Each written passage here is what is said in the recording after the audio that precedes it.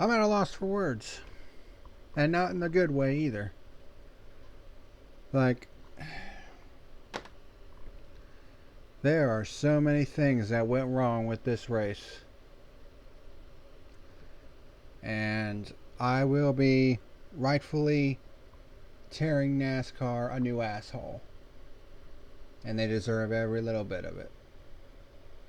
What a giant clusterfuck this race was. And it coming at the worst possible time. And we're going to be getting into all of that with this edition. So, I would get some popcorn, maybe a drink, because between the crazy amount of news of the week and what the fuck happened in this race, this might be my longest video of the year. So, saddle up, lock and load. I'm going to go take a quick shower and shave real quick, but when I come back, this is the fuel.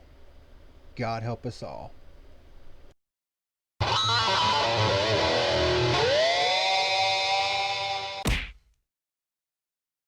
What's happening, ladies and germs? This is the Packerman, and welcome to today's edition of The Fuel, where we're going to be talking about whatever the fuck that was that we just saw at Talladega. Well, the race title is the YellaWood 500, but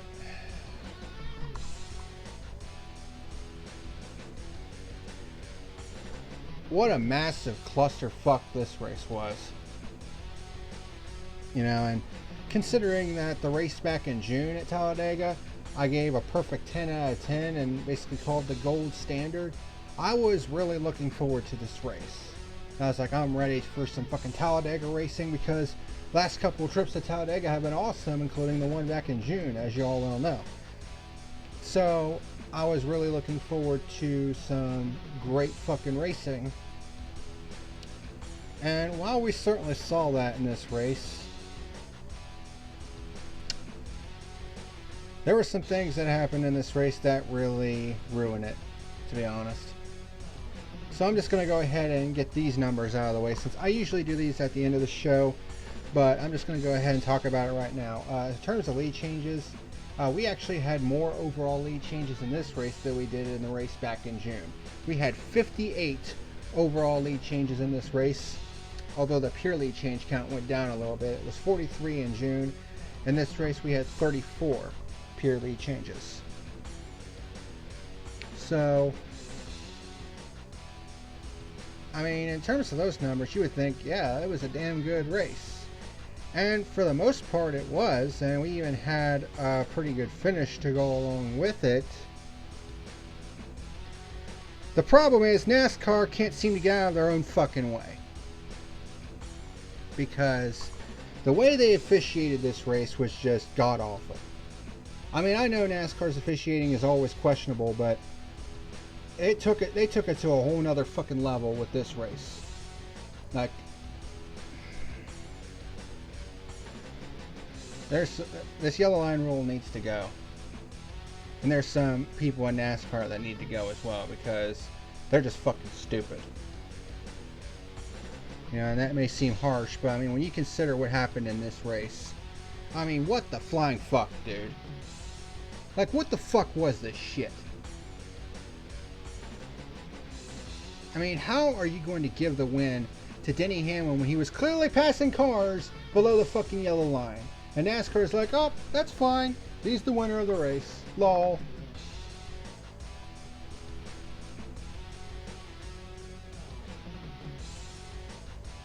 Bunch of nonsensical, tone-deaf bullshit. And whether they want to admit it or not, and here's the thing.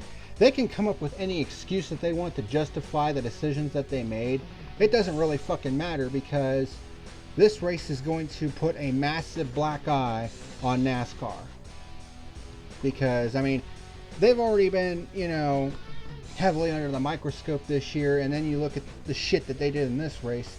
I mean, it's no wonder people outside of, you know, who are fans of other motorsports, like those in Europe, it's no wonder people over there think that NASCAR is a fucking joke.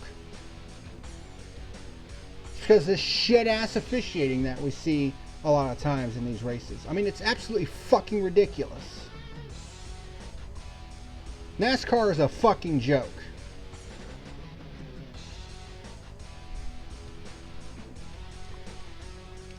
So any positivity that you might get out of me this week, there's going to be none.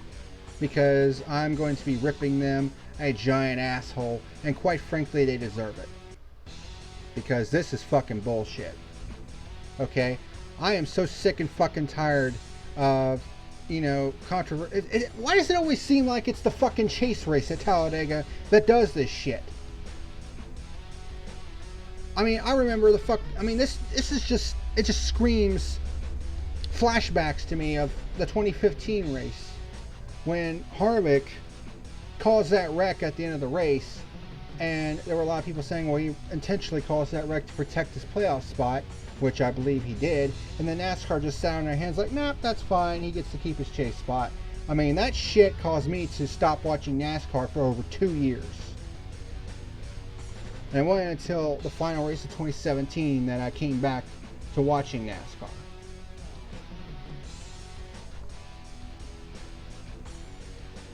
And then this shit happens, and it just reminds me so much of that race that caused me to leave the sport for a while in the first place. That's not exactly a good feeling to have, and that's not exactly the kind of mindset that you want your fans to have in NASCAR, because when you do stupid ass bullshit like this, I mean, a lot of these casual fans are just going to leave and never come back because they think your officiating is a bunch of fucking bullshit.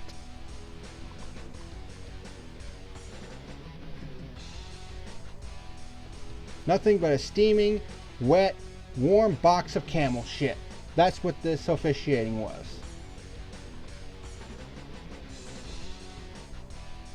And I've seen some bullshit NASCAR pull in recent years, but I mean, it was so fucking blatantly obvious that Hamlin, he may have been forced below the yellow line by Buescher, perhaps, but then he decides to stay underneath the yellow line on the fucking apron until he gets all the way up side by side with Byron and DiBenedetto, and NASCAR's just going to say, oh, that's fine.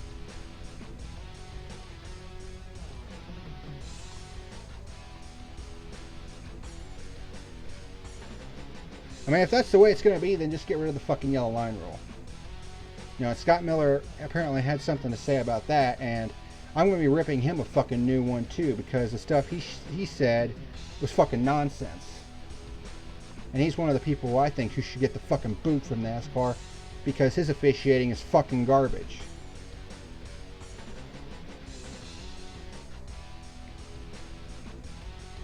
And just the biggest clusterfuck that NASCAR could have caused. And this could not have come at a worse possible fucking time for this to happen.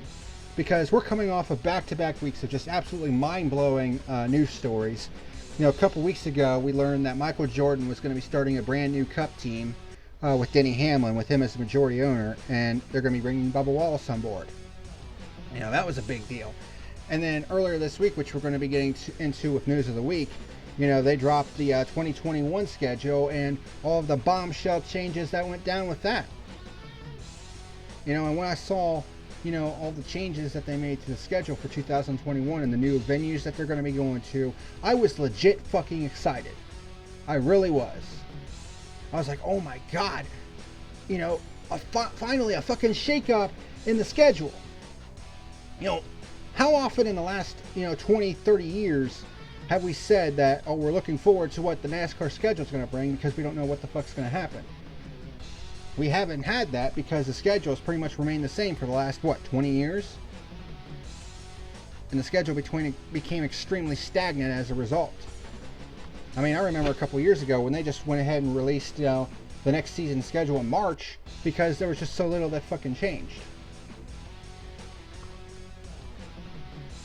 And we get, and for the most part, the schedule got a lot of high praise because it's like, oh my God, we're going to get some fresh, new racetracks to go to. To shake things up a little bit, as we've always wanted. And we're going to be getting that next year with a lot of fresh changes.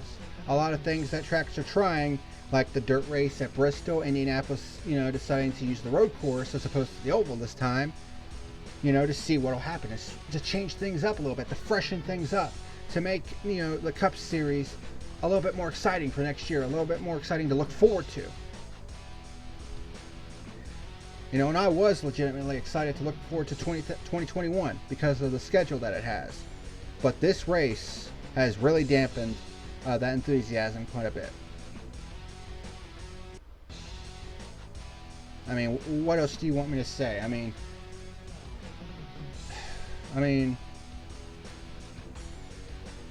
if we take the controversy out of it, I mean, the race was fine for the most part. I mean, it was super competitive.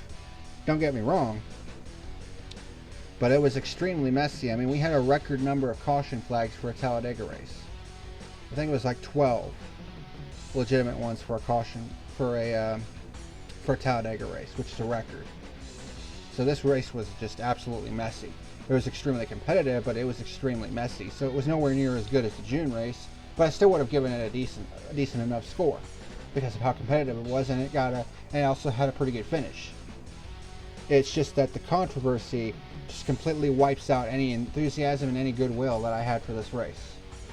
Because the only thing that this race is going to be remembered for is not for the high number of lead changes, it's not for the incredible competition that we had, it's not for the playoff implications, it's for the fucking controversy for the finish of the race. That's all anybody's going to remember from this race, and it's just going to leave a massive amount of negativity towards NASCAR. And I saw that highlight video that NASCAR put out. They conveniently cut out the part where Hamlin, you know, went down below the yellow line, it seemed like, and you know, at least that's what it looked like to me.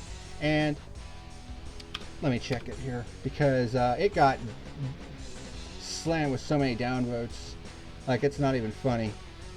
So people are fucking pissed about this race. You know, it says Talladega finish for the ages. Hamlin wins in 3-wide battle. You know how many downvotes that it has? 219 to 139 upvotes.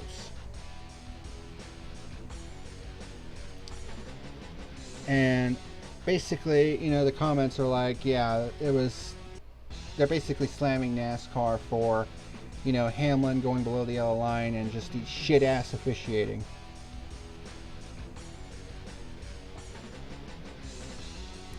And there were some other aspects of this race. I mean, like NBC switching the end of the race to NBCSN, which not everybody had. So a lot of people didn't get to see the finish on TV. You know, the massive number of caution flags. It's just... Ugh. This race was a fucking disaster. It was an absolute disaster, and it made NASCAR look like a big-ass fucking embarrassment for motorsports.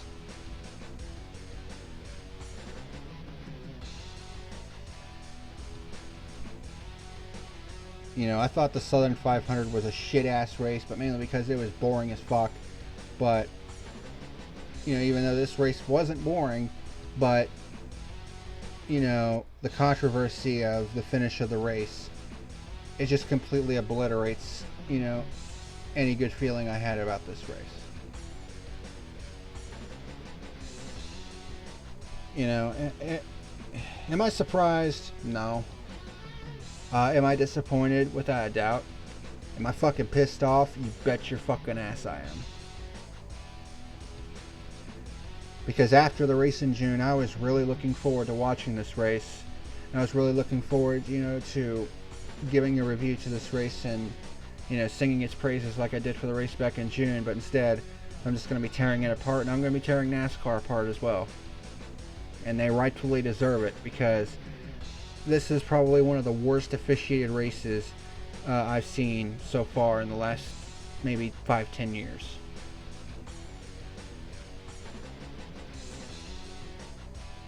And this is just, it's going to leave such a black eye that I don't think the rest of the season is going to recover from it. Because I think a lot of people are just going to say, you know what, fuck the rest of this season. And just be done with watching NASCAR for the rest of the year, and maybe for good. Because if NASCAR can't get the calls right, then, you know, what's the fucking point? You know, especially when the rule state, for the yellow line rule states that at NASCAR, in NASCAR's judgment, well, there's a fucking problem right there, because NASCAR can basically pick and choose who they want to penalize.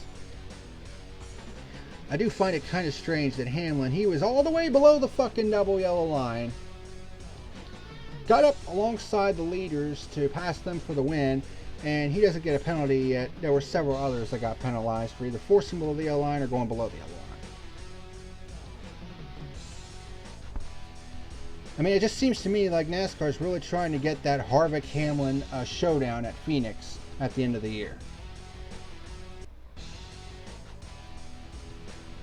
And if that's truly the case, I mean, you might as well just call them WWE car. You know, they get on, you know, drivers and heavily penalized teams and shit for manipulating races, but, I mean, who manipulates the results more than NASCAR themselves? It's what it seems like to me nowadays. And that's without even getting into the fact that we're back to the same old fucking shit.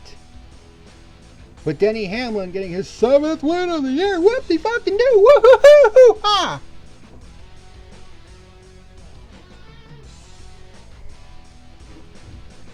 Fucking ridiculous. So that's on top of all the bullshit that we saw in this race.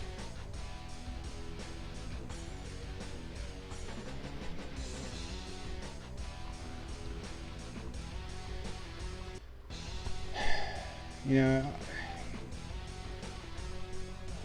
know, I'll be honest here. I'm so sick and tired of being so negative about NASCAR. You know, the last couple races, you know, have been decent or, you know, solid. You know, so it's like, you know, that's good. You know, and I was hoping to come into Talladega and see, you know, something similar to what we saw in June, but I mean, we did get that with the lead changes, but it was just way messy, and then you add this controversy on top of that. That's all it's, and that's the other thing. Nobody's going to be talking about the playoff implications. Nobody's going to be talking about the awesome racing that we saw, you know, when we had the awesome racing. The only thing that people are going to be talking about from this race is the controversy.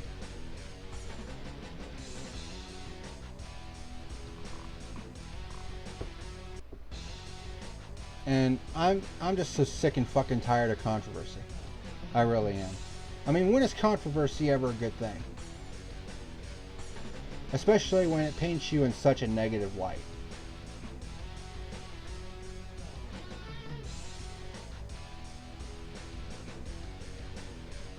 You know, NASCAR has been getting a lot of flack here.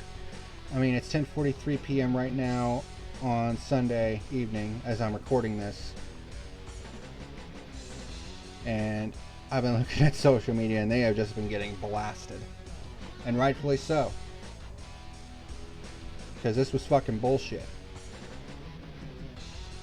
I mean, this is going to go down as one of the worst officiated races of all time in a lot of people's eyes. And this may drive a lot of people away from NASCAR. And considering, you know, that, you know, NASCAR doesn't really have a really big fan base right now to begin with. I mean, that's not exactly something that you want to be doing. So, NASCAR really fucking screwed the pooch with this race during the fucking playoff. And like I said, this was the worst possible time with the awesome announcements that we had the last couple weeks with the schedule, and with Michael Jordan joining the Cup Series next year as a team owner. And then you go and do this. I mean, it reminds me of what happened, you know, a couple years ago when Chase Elliott got his first career win at Watkins Glen. Y'all remember that? It was a big moment for NASCAR. And then Brian France decides, oh, I'm just going to go get fucking drunk and high off my ass and get myself arrested and just put a complete giant fucking black eye on NASCAR as a result at the worst possible fucking time. Why does NASCAR always seem to do that? You know, when things are going good, they fuck up at the worst possible fucking time. What the fuck, man?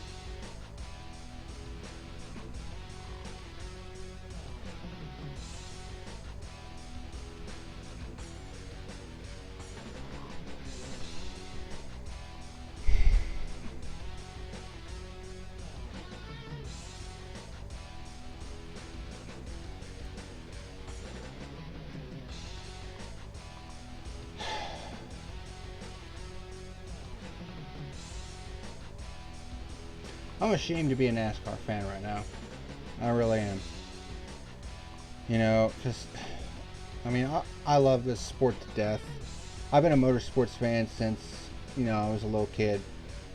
You know, I've been a NASCAR fan for a long ass time. I've been an IndyCar fan. You know, I watch Formula One here and there. Never have I been, it's been a while since I've been this disappointed in a motorsports organization over the dumb shit that they did. And I really don't give a fuck what they try to do to justify their decisions. The bottom line is the yellow line rule needs to fucking go. It needs to be abolished. It's caused more problems than it's solved. And it seems to be the source of a lot of fucking controversy ever since they implemented it years ago. I mean, there's a lot of things that NASCAR honestly needs to fucking get rid of. You know, they need to get rid of the fucking playoff. They need to get rid of fucking stages, because I think that's fucking stupid. You know, and especially forefront issue right now, especially after this race, they need to fucking get rid of the goddamn yellow line rule. Point blank into discussion. It's caused lots more problems than it's solved.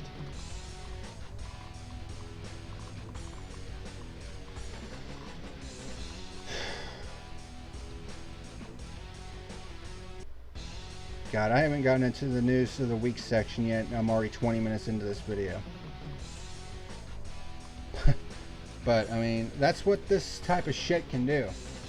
You know, I just go, I mean, when it pisses me off this much, you know, I can just go into these long spiels and just lose track of time. And, you know, it's like, I don't want to be going into these long spiels. I want to be going into spiels where I'm talking positively about a fucking race.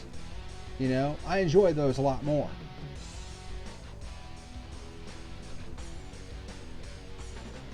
But here we are, and we're going to be talking about just how stupid NASCAR was, you know, which that really isn't anything new nowadays. Some things never change. But that's my opening rant. So I'm going to take a little breather as far as me is concerned, but for you, let's go ahead and get into the news of the week, because we have a lot to discuss on top of all the shit we have to talk about from this race. So here is the news. Alright, before we get into news of the week this week, I'm going to make the executive decision to move the 2021 schedule releases for IndyCar and NASCAR to next week, because quite frankly, I don't want to taint the awesomeness of, well, at least the awesomeness of the NASCAR schedule with this bullshit from the race. So we'll save those till next week. It'd be a more appropriate time anyway, considering that we're going to a road course next week. So, anywho, let's go ahead and get into news of the week. So, aside from the from the schedule releases, there was actually an IndyCar doubleheader this weekend at the Indianapolis road course. So let's go ahead and give you the results and points for that. There's a couple other stories that we're going to get into as well, NASCAR news. So race number one of I think it's called the Indy Harvest GP or something like that. But whatever it's called, Joseph Newgarden got the win. And he really closed the gap on Scott Dixon as far as the points was concerned. We'll get into that in a minute. But Newgarden started second, won the race. Alexander Rossi and Rinus VeeKay started from the pole and ended up on the podium. So good job by him. Then you have Colton Herta, Felix Rosenqvist, Will Power, Graham Rahal, Jack Harvey, Scott Dixon, who finished 9th, and Marcus Ericsson rounding out the top 10. And then in race number 2, Will Power basically dominated. I mean, and by dominate, I mean lead flag to flag, because he started from pole and led all 75 laps. I mean, you can't get much more dominating than that. Sounds like the willpower of old.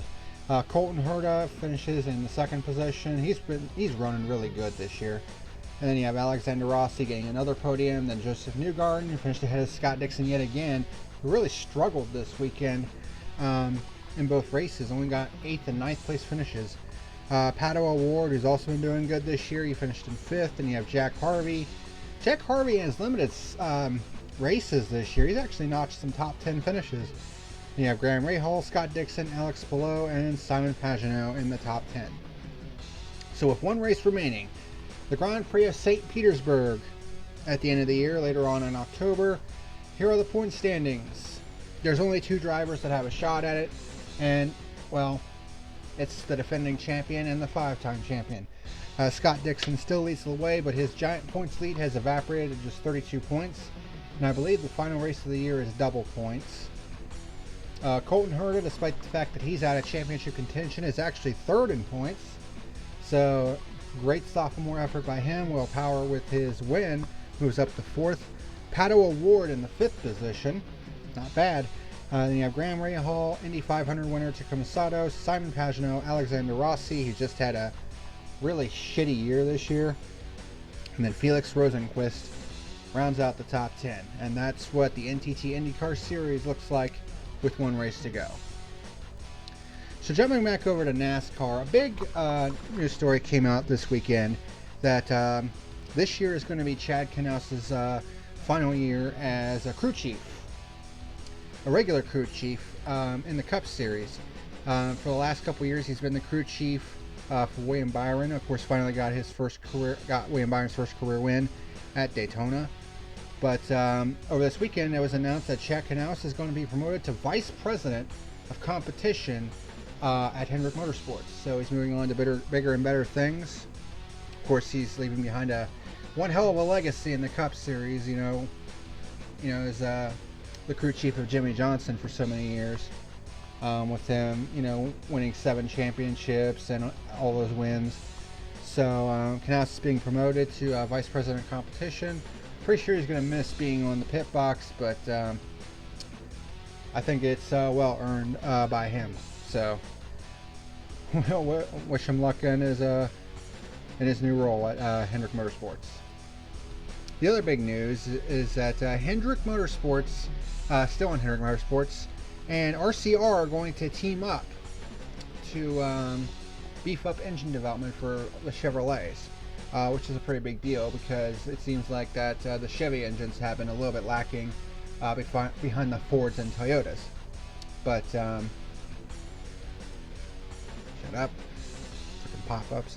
But yeah, I think this would be a good thing for the Chevy teams because they've been a little lacking in the engine department the last couple years, and they actually released an official statement regarding their partnership for the engine program. Joint statement from Hendrick Motorsports and Richard Childress Racing.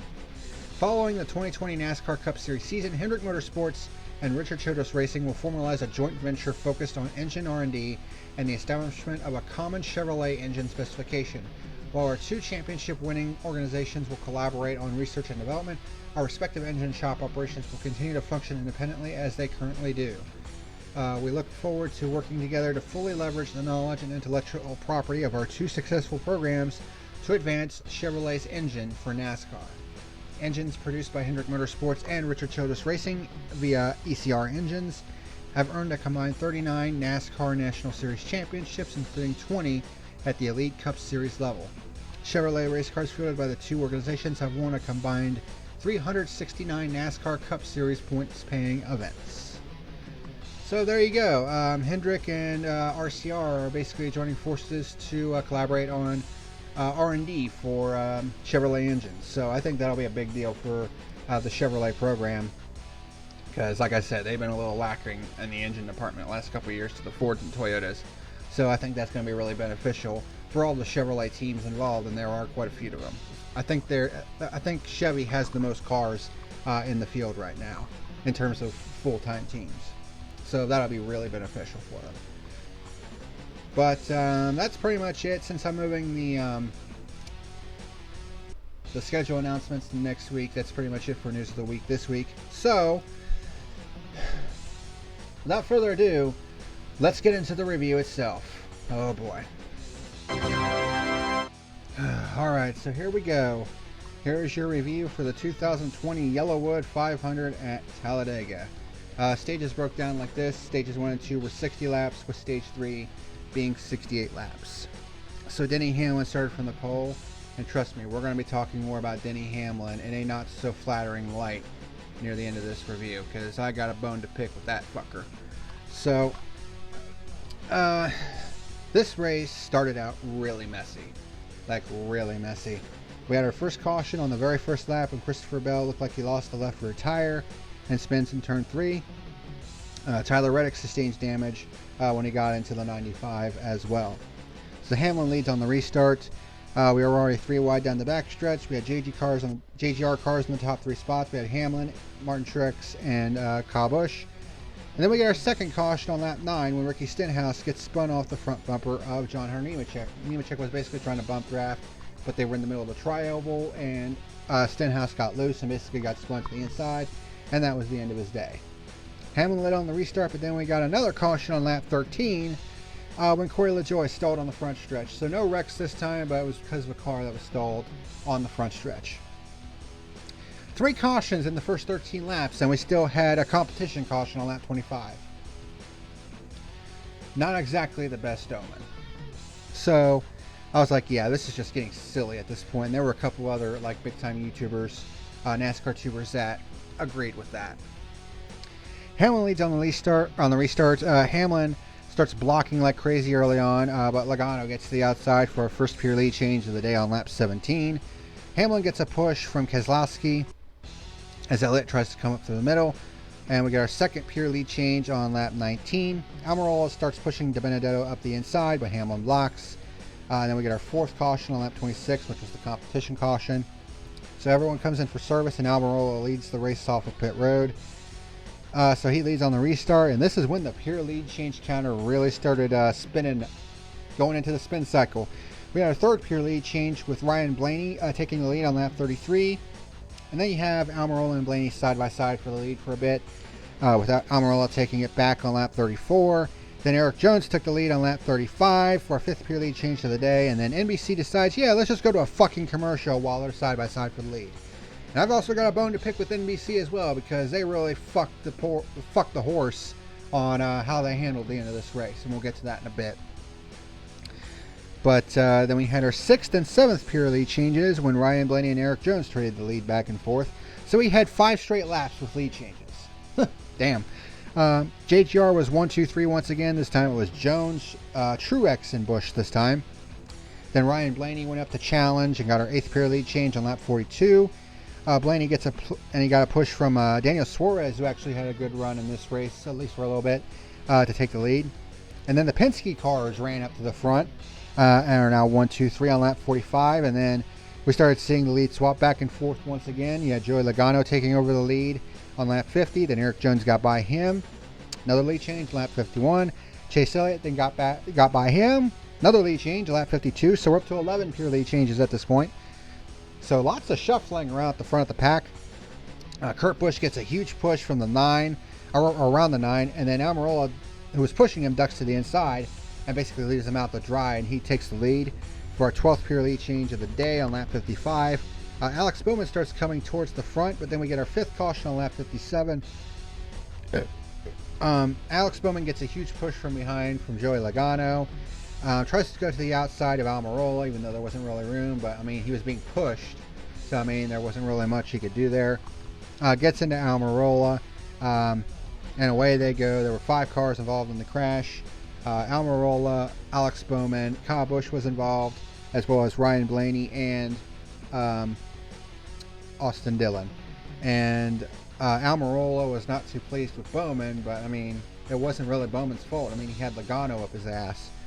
So as a result of this, the stage ended under caution, and Chris Buescher, who was in the front at the time of the caution, wins stage number 1. Everyone comes in for service, and Chase Elliott ends up winning the race off pit road, so he will lead the start of stage 2. Keselowski takes the lead on the restart, and then Kyle Busch loses the left front tire and it blows the fender completely off the car. So we have our 6th caution on lap 69 for debris from the 18 car. So a lot of drivers come in for service under this caution, and Chris Buescher actually leads on the restart.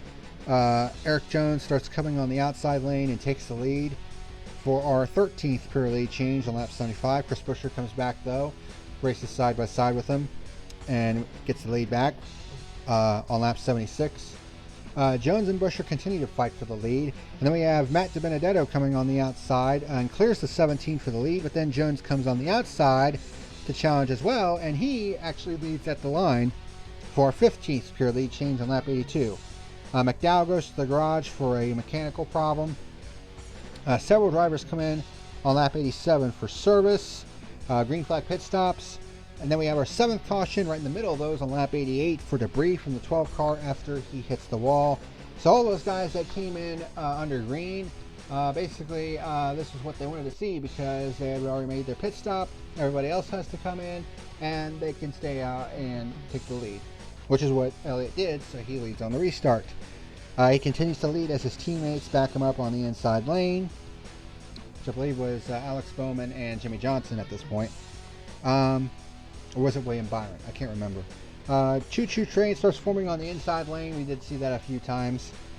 And then Jimmy Johnson trying to make a run on the outside lane and actually takes the lead for a bit for our 16th pure lead change on lap 107. And then we have our 8th caution on lap 108. The big one erupts on the front stretch when Clint Bowyer gets into the back of Johnson, who I'm guessing he was trying to do the bump draft, but much like John Hunter Nemechek earlier, spins the 48, who goes down into Kurt Busch, spins him head on into the wall, and that one car took flight, son. I mean, he went airborne and landed on top of the 41 of Cole Custer. I mean, it was, wow. I mean, it was a crazy ass wreck. Kyle Busch's car actually got a little bit airborne in the previous caution, and in this case, his brother actually went airborne as well. You know, the Flying Busch brothers in this case. So it was a good thing that Kurt won that race last week at Las Vegas. So that way, just in case something like this happens, you know, he's already through. We have a red flag to clean up the wreck. Involved in the wreck was the 1 of Kurt Busch, the 2 of Brad Keselowski, although it didn't look like he got a whole lot of damage. The 3 of Austin Dillon, the 14 of Clint Bowyer, 15, I don't remember who that is. I think that's one of the back marker cars. 18 of Kyle Busch, 37 is who was 37? Ryan Preece? Yeah, I think it was Ryan Preece. 41 of Cole Custer, 62 of Brendan Gaughan, and the 96 of Daniel Suarez. So after about a 10-minute red flag, they get the race back going again. Elliott leads on the restart.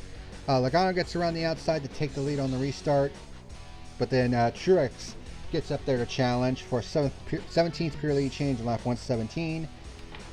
Matt DiBenedetto had to take to the apron to avoid getting into a wreck. And this would actually come into play a little bit later on, which I'll get to in a minute.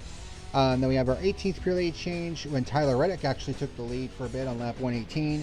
Truex took the lead back on lap 119. Got a great push from Chris Buescher, I believe. And he was it, or not Chris Buescher, but I can't remember who he got pushed from. But he basically got out in front well enough to take the win in stage 2 and get some valuable points, including a playoff point, which I mean, that can be really important. But right before they were coming to the line, Logano was actually penalized for forcing Matt DiBenedetto below the yellow line. This is actually going to come into play big time at the end of this race. And it's just so jarring because it's a penalty that they don't really call. And yet they just decided to start calling it here. So, I mean, I guess they set the precedent at this point, so I guess I'll give them credit for that. But there's a lot of things I'm not going to give them credit for, and we'll get to that when we get to it. So now here we are. Stage number 3, 68 laps. Here we go. Truex leads the start of stage 3. Kez takes the lead on the restart with a great push from Reddick. Then we have the 8 and the 88 trying to come on the outside lane with their tape and tinfoil front ends because they both had damage. Reddick was actually able to take the lead, and then Brad Keselowski took it back the next lap, and then Bubba Wallace took the lead and led for a little bit. Buescher gets a great push from Keselowski and takes the lead, but then Kez decides, you know what, it's my turn, so he takes it before the lap is completed. So we have our 23rd pure lead change on lap 135. Then Logano gets to the lead with a push from Byron on lap 137. And then things start calming down a little bit, and we have the high line conga line forming. Oh boy. But then we have our ninth caution on lap 149 when some debris that was flapping on the back of Jimmy Johnson's car comes loose, and we have a debris caution. So yay for that. Everyone comes in for service knowing that they might be short on fuel. Yep, fuel is an issue here. And Logano wins the race off pit road. Several drivers come back in to top up on fuel. And Logano leads on the restart. Byron gets the lead on the restart, but Logano fights back and retakes the lead on lap 154. And the train forms again, at least for a little bit. But then Chase Elliott reforms the inside lane and challenges for the lead. And holy shit, the lead change count went up from here. Elliott took the lead on lap 159. Logano battled back, took the lead on lap 160. At least he led on the line. Chase Elliott led the next lap, lap 161. So we're 3 wide all the way up front, all the way through the pack. And I'm just like, oh shit, hold your lines, boys. Bubba Wallace led a lap on lap 162. Logano took it back the next lap, 163, and led for a bit. Chase Elliott then took it back once again on lap 167. Then Joey Logano takes it right back on lap 170. So we're up to 32 pure lead changes at this point. The bottom line drops back a bit. Bubba goes to the bottom to try to challenge for the lead. Kez gets put in the middle by Ryan Preece, which drops him back a little bit. Bubba gets into the lead on lap 180 for a 33rd pure lead change of the day. Elliott gets put in the middle. Logano gets to the inside of Bubba, who smacks the wall a little bit after getting a little bit of a tap from Preece. Then we have our 10th caution on lap 182 when James Davison cuts a tire and sheds debris all over the racetrack. And we're heading to a green-white checkered finish. Logano leads on the first GWC. Elliott gets underneath Logano in turn 4. May have passed under the yellow line, but they actually ruled that Logano had forced Elliott underneath the line, so he would have been penalized if it weren't for the fact that he was involved in this next caution. The 11th caution of the day in the first overtime. Kyle Busch gets gets turned by Tyler Reddick in the tri-oval, and several playoff drivers are involved, including Truex. I think Keselowski was involved as well. This is a pretty big accident. Kyle Busch was out of the race. Red flag number 2 to clean up the mess. Logano was penalized for forcing Elliott below the line, which was the second time this race, but he was out of the race due to the damage from this accident, so that was kind of moot. And then it was at this point that NBC decided to be a bunch of fuckheads and decided to move the finish to NBCSN. Now, me personally, I didn't have that problem because my cable provider has NBCSN, but there's a lot of people that don't have that channel, so they were basically left in the dark as to what happened at the end of this race. You know what I mean? Although considering the tomfuckery that happened at the end of this race, maybe they were better off, but there were quite a few people that were really pissed off at NBC for basically, screwing them out of the finish of the race. I mean, they were getting slammed on social media, and they would not be the only big company that would be slammed by the end of this race, and we'll get to that in a minute. So Elliott leads on the second green-white checker. Chase says he had to flip the switch on the fuel, meaning his reserve fuel, which usually only lasts about a lap or two, and I was like, uh-oh, that's not good. So DiBenedetto gets to the inside, and then we have our 12th caution in the second overtime when Bubba Wallace gets turned into the outside wall in turn 3 when he basically tried to come down to get back in line because he had a great run around the outside, tried to come back down and cut across Preece's bumper and caused another pileup. But DiBenedetto is now leading after being just ahead of Elliott when the caution came out. And Elliott and several others said, yeah, we have to come in and get fuel because we're just going to run out of fuel here. So DiBenedetto leads on the third GWC, but maybe short on fuel, and he actually wasn't. He actually made it all the way. And this is when the tomfuckery starts to happen. Buescher pushes the 21 out in front of the pack, but Eric Jones manages to get up to them, coming to the white flag. Actually gets around Buescher and is actually pushing the 21. And then you have Denny Hamlin coming. You have, let's see, and then you have William Byron as well, who was up there as well. He actually, the 21 and the and the 20 got separated down the backstretch, which allowed Byron to catch up and get a great run. He basically cut high and then tried to duck down low underneath of De Benedetto, but then De Benedetto came down and actually did kind of force William Byron underneath the yellow line. We'll get to that in a minute. But Chase Elliott was underneath the yellow line, and there was Chris Buescher right there. But through all of this, Denny Hamlin takes advantage and is underneath the double yellow line on the apron, comes back up onto the racing surface, side by side with De Benedetto and Byron. They're 3 wide coming to the line, and Denny Hamlin beats everybody to the line by 0.023 seconds. And when Hamlin crossed the line to win this race, I literally threw my hat across the room. Because it's like, God damn it. You know, and then they show a replay of him passing below the yellow line, gaining position. I was like, ooh, shit, this could, I said to myself, this is going to get messy. Because, yeah. And then NASCAR confirms that Hamlin is the winner.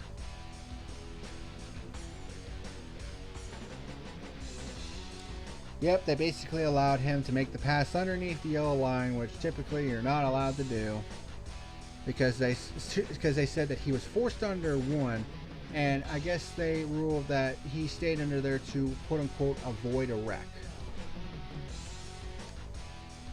Question, NASCAR, what wreck was there to avoid? Because as far as I could tell, there wasn't a wreck on the track in front of these guys. I mean, they started wrecking behind him. I saw Keselowski get spun, and there was an accident behind them.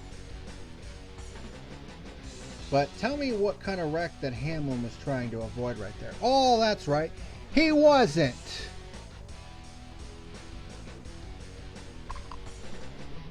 So, officially, this was our 34th and final pure lead change of the race. I say that with bated breath.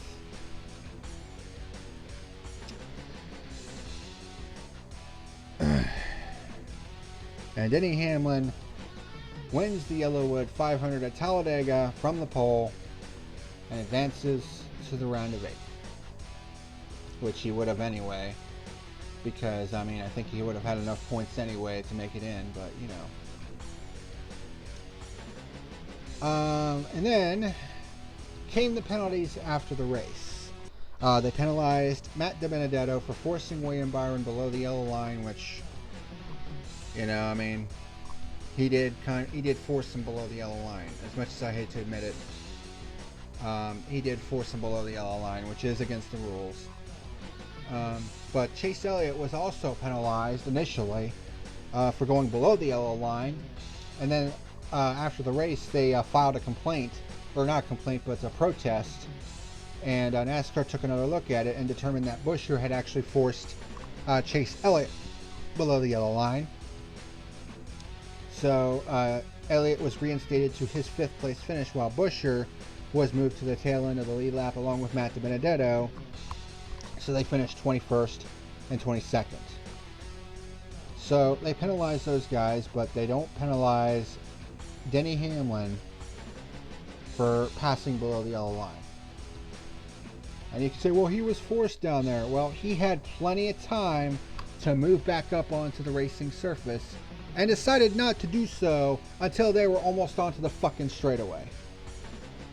And he was side by side with Byron and De Benedetto. Are you fucking serious?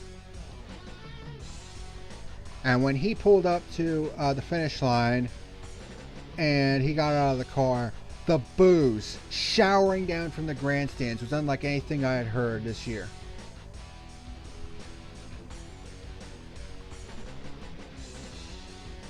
I think all the fans in attendance knew that it was bullshit. Especially when they were probably looking at the replays and thinking, why the fuck is he being given the win even though he passed underneath the yellow line?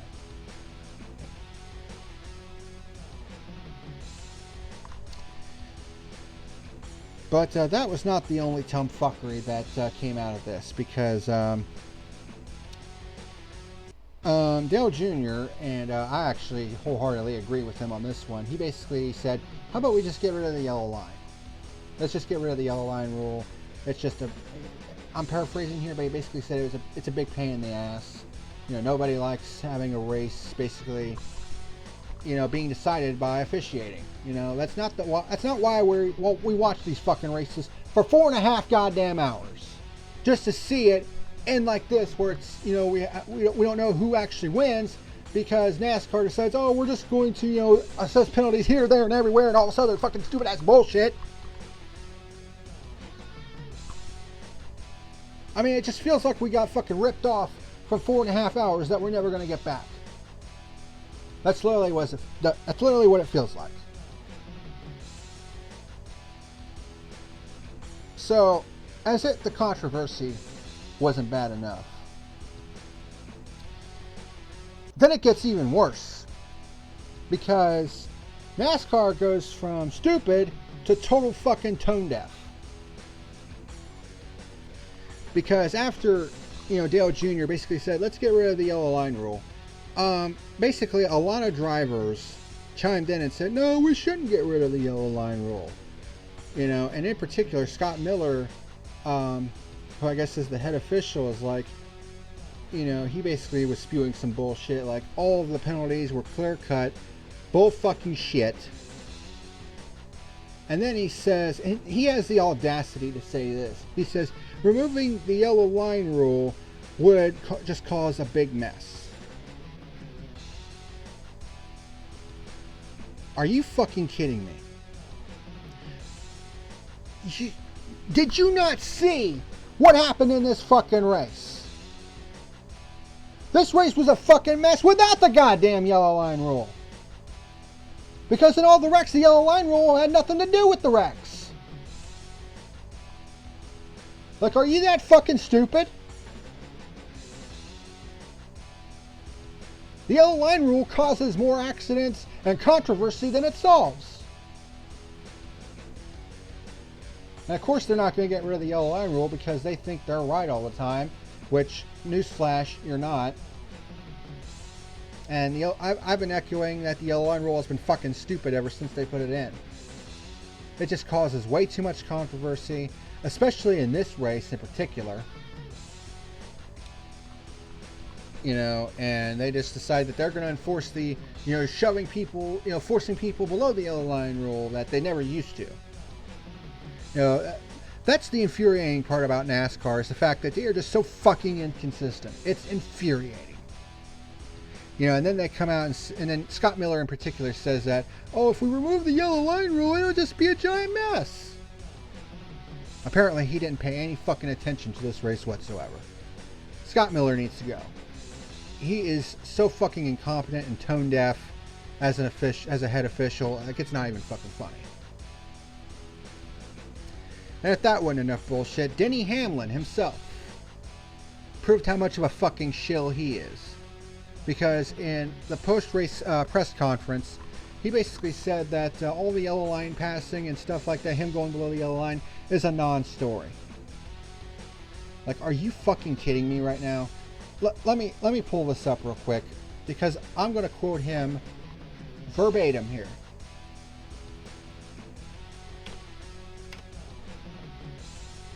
Because, I mean, it just showcases how much of a fucking just dipshit that Denny Hamlin is. Like, holy fucking shit, dude. So, he basically says that he feels that the yellow line calls are a non-story, that he went below to avoid a crash. And on the call in Benedetto, finally they put their foot down. You can't use the yellow line as a defense. You have to play within the boundaries that they set. Play within the boundaries that they set. Well, it seems to me, Mr. Hamlin, you dumb son of a bitch, that you went below the fucking boundaries that NASCAR fucking set! Like, are you fucking serious? You have the audacity, the unmitigated gall to say something so fucking asinine. Are you fucking kidding me? Like, fucking bullshit! What a fucking dick sucker you are, Hamlin. Of course you're gonna think it's a non-fucking story because you're the one who benefited from it! Fuck off with your bullshit!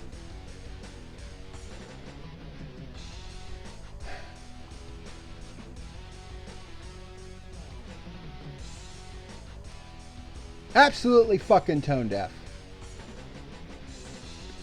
That's what this organization is. This entire organization, from the higher ups all the way down to the fucking drivers. They literally have no idea how much damage this could do to NASCAR because, you know, casuals are going to look at this and be like, oh, this is a fucking joke. And then you're going to have some longtime fans probably, you know, stop watching and never come back because they're sick and tired of the fucking bullshit.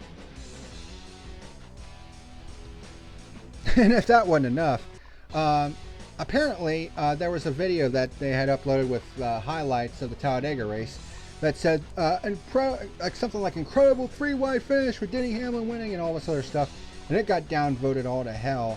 And I guess they deleted it and re-uploaded it to reset the upvote downvote ratio. So what the fuck does that tell you?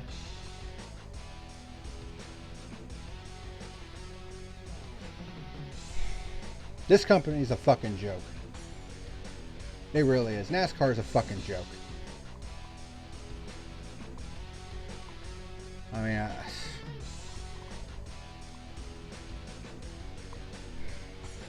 it always seems to be this fucking race at Talladega.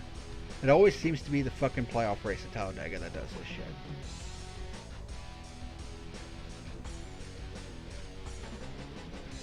And I have every right to be fucking pissed off because it's like I've been investing so many years into this sport, into this organization, and for Scott Miller and Denny Hamlin to come out and say something so fucking tone deaf is just beyond infuriating.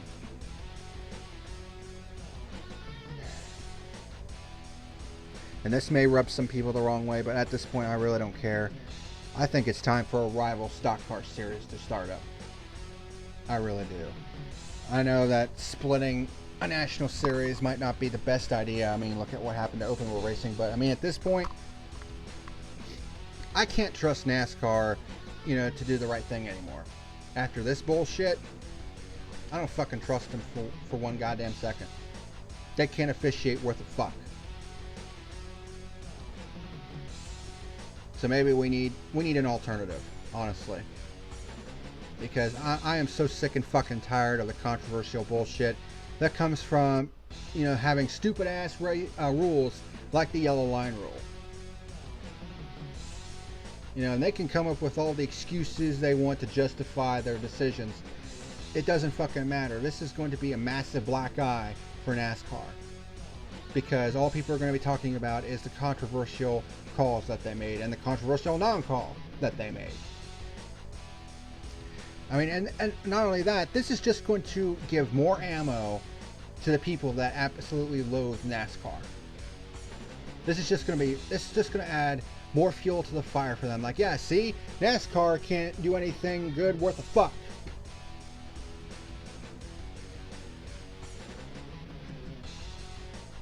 And like I said, this was at the worst possible time with Michael Jordan coming into the sport next year, which is a big deal, you know, fulfilling their promise of shaking up the 2021 schedule, which I'm going to talk about next week because I didn't want to saddle that awesomeness with this bullshit.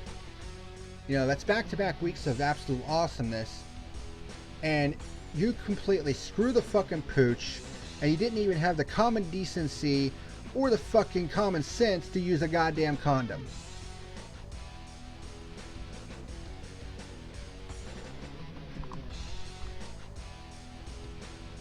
Absolutely fucking ridiculous. And I don't care what the apologists of NASCAR say, this is going to be a massive black eye on the sport. You know, over a goddamn rule that should have never been enforced and even put in the first place. And I don't care what anybody says, controversy is not a good thing. Because it's going to get people talking about you negatively. And, you know, for a lot of supporters of the sport, you know, they just may up and leave NASCAR and never come back. Because a lot of them are sick and tired of the bullshit. They're sick and tired of the convoluted rule book. You know, they're sick and tired of, you know, the preferential treatment that some drivers seem to get. Because it's happened a lot of times throughout the years of the sport that, you know, they have their golden boys. And it looks to me like they're trying to get that Harvick-Hamlin matchup at Phoenix at the end of the year. Because it's pretty, I mean, it's pretty clear to all of us that Hamlin went below the yellow line and got an advantage out of it. And advanced his position. Which shouldn't have been allowed, but I guess because he's a top tier driver, he gets a pass. I don't even fucking know anymore. You know, they say it's clear cut, I say it's bullshit. You know, and if this rule wasn't in place, then we wouldn't even have to talk about it. That's the other thing. You know, they say that it's going to cause a giant mess. I mean, we had massive wrecks in this race without the yellow line being involved. It's not because of the yellow line and it's not because of this package. It's from drivers being over aggressive. And when you have a system in place that promotes aggression, this is what you get.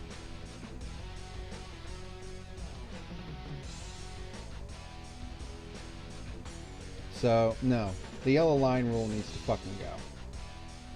It's a way, there's no need for it, honestly. I don't give a shit what NASCAR says. I don't give a shit what Scott Miller says. The yellow line rule needs to fucking go. I don't give a shit what David Land says. I don't give a shit what any of them say. Yellow line rule needs to go.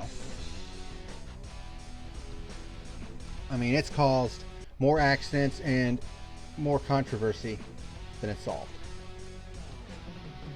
So why the fuck even leave it in? I mean, if you're that worried about it, then make the apron, you know, extend the fucking, you know, make the apron part of the racetrack and then just put grass right there. I mean, I don't know. It's just so fucking frustrating. You know, because I came into this, you know, really excited, you know, considering what we saw in, you know, the June race, like I said before, you know, and this is what we're left with.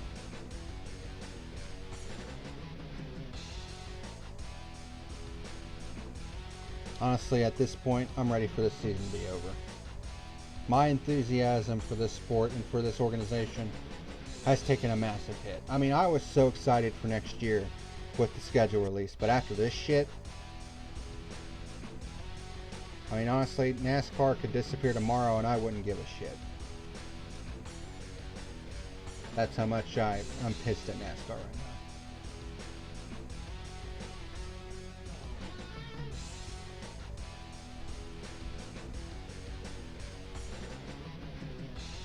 He had so much good going, you know, the last couple weeks, and you screwed it up with this shit.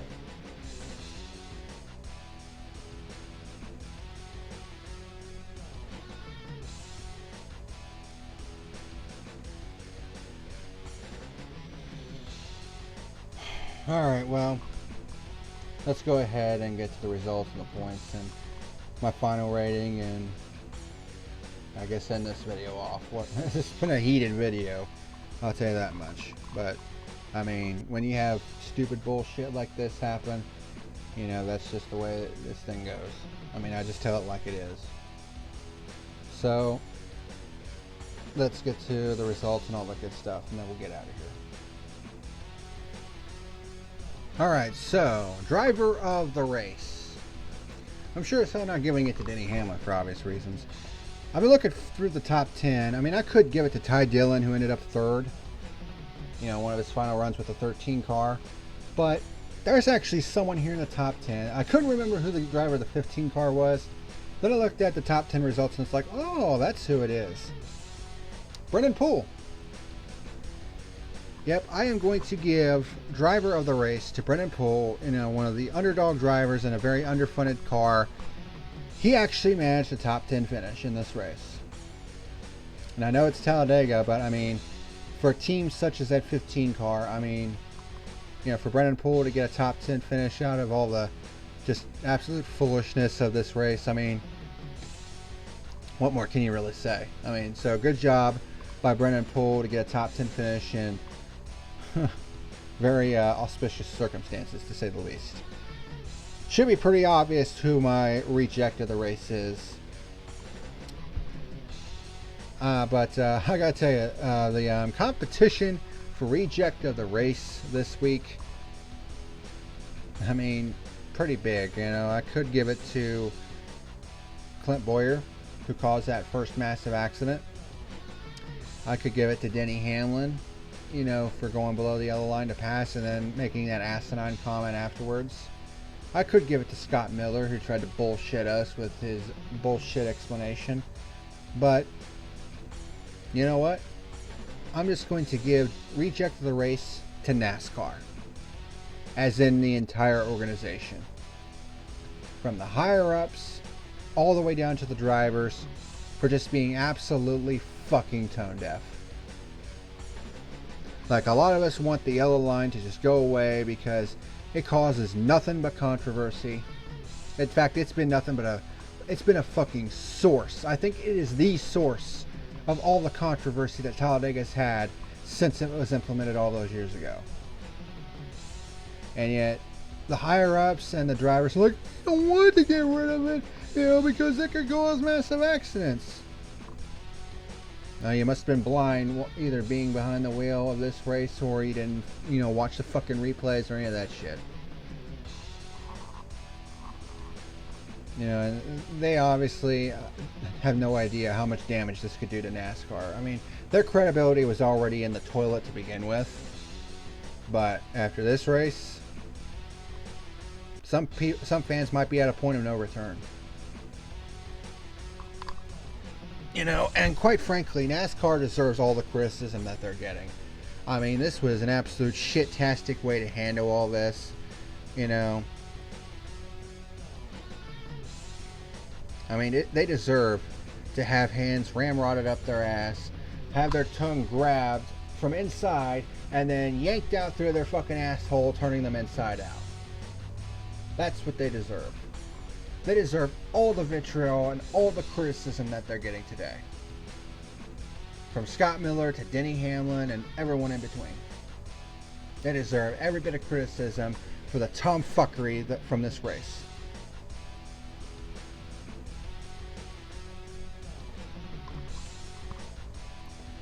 So, yeah, my reject for the race is NASCAR, the entire organization.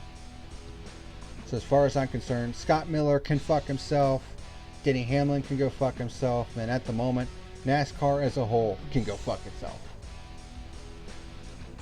Like I said, they could disappear tomorrow and I couldn't give a flying fuck.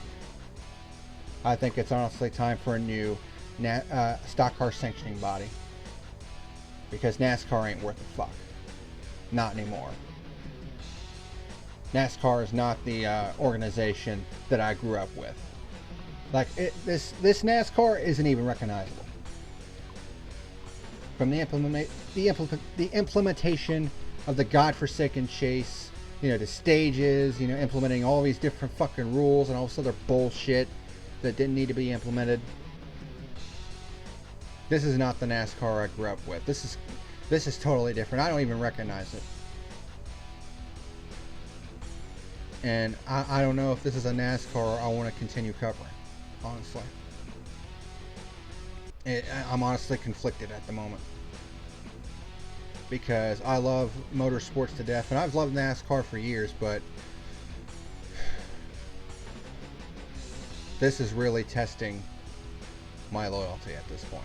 It really is.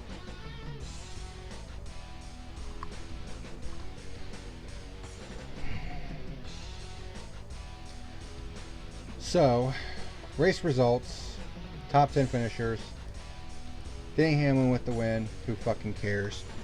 Eric Jones gets second. Good for him. Ty Dillon I think that's a career best result for him. You have William Byron, Chase Elliott, who was initially penalized but regains his 5th position. Ryan Newman in 6th, Tyler Reddick 7th, John Hunter Nemechek for Front Row Motorsports comes home in 8th. Of course, the aforementioned Brennan Poole. I apologize for not knowing that it was you in the 15 car. I couldn't remember for shit. And Ryan Preece, despite the damage to his car, rounds out the top 10. So the point standings heading into the Charlotte Road Course next week. I kind of had to wait because they were, because of all the points and shit that were being shuffled around with all the point penalties and all that stuff. I mean, Elliott was penalized, so he was actually much lower in the point standings beforehand, but then he got his finishing position back. So here's how it looks. Hamlin and Kurt Busch through to the round of 12. Harvick, I mean, he's plus 68. He's through to the round of 8, I should say. Hamlin and Kurt Busch to the round of 8. Harvick is plus 68, so he's through on points. I mean, he doesn't have to worry about the roval. Chase Elliott has plus 44, Keselowski plus 41, Truex is plus 32, and you have Alex Bowman who's plus 22. Logano is on the razor's edge, but he's plus 21, which means that the 4 drivers that are below the cut line are Kyle Busch, who decreed that he's probably going to be knocked out in the round of 12. And he said in the post-crash interview he hates it when it's right. And unless he pulls something out of his ass at the Charlotte Roval, that's going to come true. And then you have Austin Dillon, Clint Bowyer, and Eric Almirola as your bottom 4. As for my final rating for this race,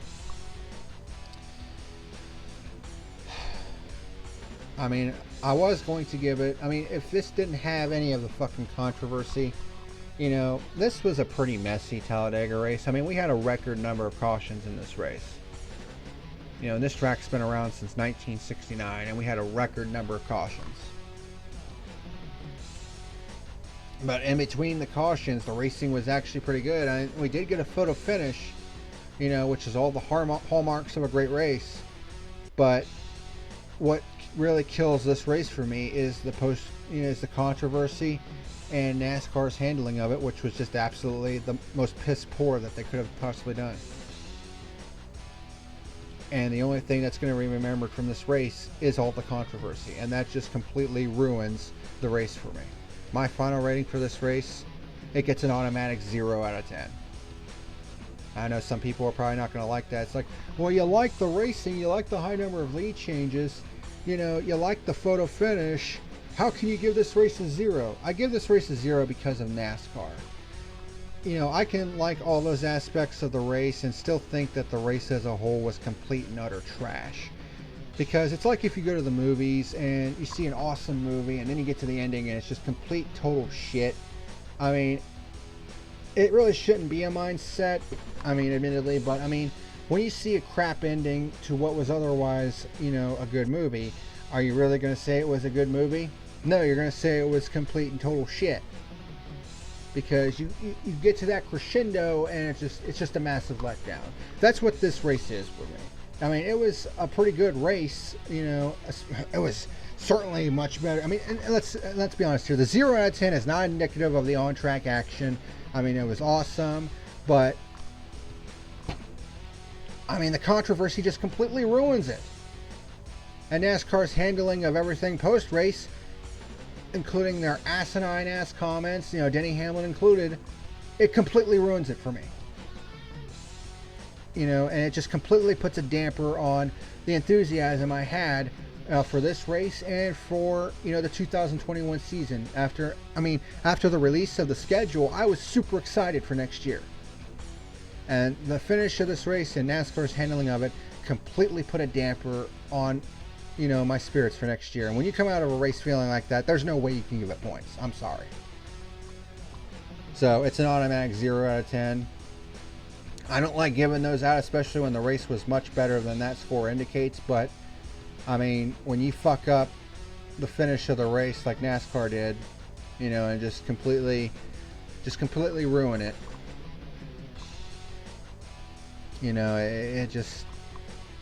there's no way I can give it a good score. There's no way I can give it a score. So it's a 0 out of 10. I know some people aren't going to like that, but you know, this is my opinion. I mean, you don't like what I do, you know, you don't like my opinion, make your own goddamn review show and give it your own fucking score. This is my show. I can do whatever the fuck I want. And if you don't like it, tough shit.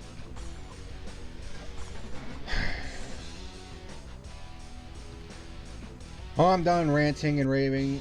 Well, not raving, because this race is nothing to rave about. I'm done ranting about this race. What could have been? What could have been? Yeah, the bottom line is Scott Miller needs to go. The yellow line rule needs to go. Stages need to go. And the playoffs need to go. Get rid of all the stupid fucking bullshit. And that's all I really gotta say. So, thank you very much for... I know this has been a long ass video, but there was just so much to unpack from this.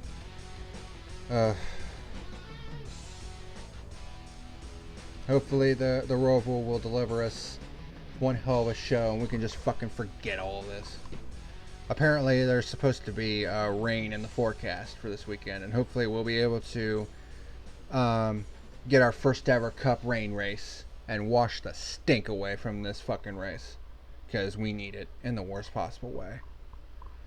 So I'm done ranting about it. Thank you very much for watching, and let's hope that next week is a lot better, because we need a good race next week. So until next week, this is the Packer Man signing out. NASCAR, get your shit in order. Seriously.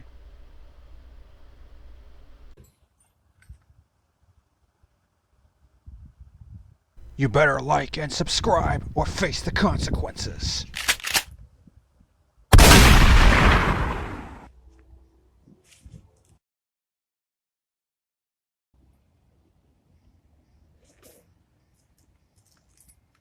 You have been warned.